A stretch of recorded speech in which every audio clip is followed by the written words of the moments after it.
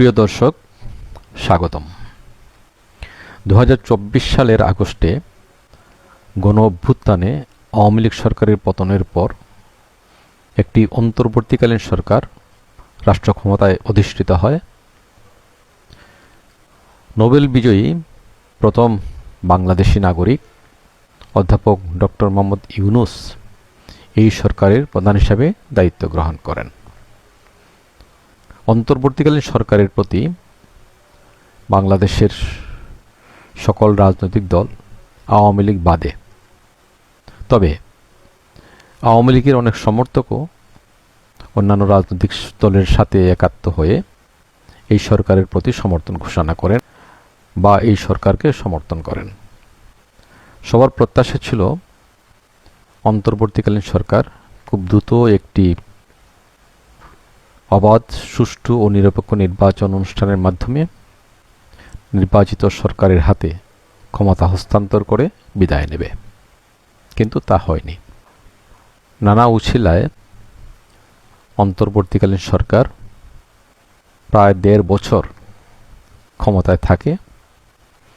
এই সময়ে সরকারের যতটা সুনাম হওয়ার কথা ছিল বা মানুষের প্রত্যাশা এই সরকারের পূরণ করার কথা ছিল, ততটা সুনাম অর্জন করতে পারেনি বা মানুষের প্রত্যাশা পূরণ করতে পারেনি।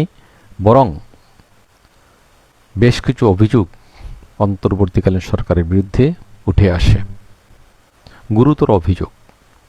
এর মধ্যে প্রধান ছিল বঙ্গবন্ধু ভবন সহ মুক্তিযুদ্ধের স্মারকগুলো ধ্বংসের বিরুদ্ধে কোনো পদক্ষেপ না নেয়া। এরপরে যে অভিযোগটা শোনা যাচ্ছিল সেটা হচ্ছে অর্থনৈতিক দুর্নীতির। কিন্তু তখনকার যে পরিস্থিতি ছিল দেশের, সেই পরিস্থিতিতে কেউ মুখ খুলে কথা বলার সাহস পাননি বা ভরসা পাননি, কিন্তু এখন পাচ্ছেন। কারণ একটি নির্বাচিত সরকার রাষ্ট্র ক্ষমতায় আছে, মানুষের কথা বলার অধিকার নিশ্চিত হয়েছে। এজন্য এই দুর্নীতির অভিযোগগুলো সামনে আসছে। এমনকি বর্তমান সরকারের অত্যন্ত প্রভাবশালী একজন সদস্য, মাননীয় স্বরাষ্ট্রমন্ত্রী সালাউদ্দিন আহমেদ, যেখানে সেখানে নয়, মহান জাতীয় সংসদে দাঁড়িয়ে অন্তর্বর্তীকালীন সরকারের বিরুদ্ধে দুর্নীতির অভিযোগ করেছেন। তিনি বলেছেন, অন্তর্বর্তী সরকারের সময়ে সর্বোচ্চ দুর্নীতি হয়েছে। গণমাধ্যমে এই খবরটি এসেছে। আমি বাংলাদেশ প্রতিদিন থেকে খবরটি আপনাদেরকে পড়ে শোনাচ্ছি। অন্তর্বর্তী সরকারের সময়ে সর্বোচ্চ দুর্নীতি হয়েছে বলে মন্তব্য করেছেন স্বরাষ্ট্রমন্ত্রী সালাউদ্দিন আহমেদ। গতকাল জাতীয় সংসদে বাজেট অধিবেশনে গণমাধ্যমের রেফারেন্স টেনে তিনি এই মন্তব্য করেন।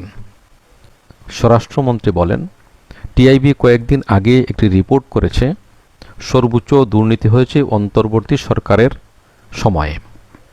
এসব কথা আমি বলছি না, গণমাধ্যম বলেছে। অন্তর্বর্তী সরকারের সময় যমুনার অন্দরে আর কিনারে হওয়া ভয়াবহ দুর্নীতির তদন্ত করতে দুদককে নির্দেশ দিতে প্রধানমন্ত্রীর প্রতি আহ্বান জানাচ্ছি। তিনি আরও বলেন, অস্থির একটা সময় পার করে আমাদের নির্বাচন আদায় করতে হয়েছে। হ্যাঁ, নির্বাচন ও জাতীয় স্বার্থে জুলাই সনদ আমরা সই করেছি।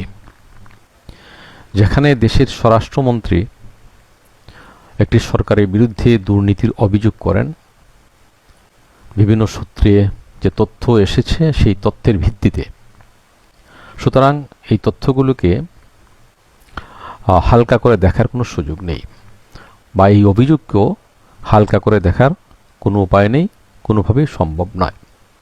তার উপর তিনি মাননীয় প্রধানমন্ত্রীর দৃষ্টি আকর্ষণ করেছেন, তাকে অনুরোধ জানিয়েছেন এই ব্যাপারে একটা নির্দেশ দিতে দুদককে।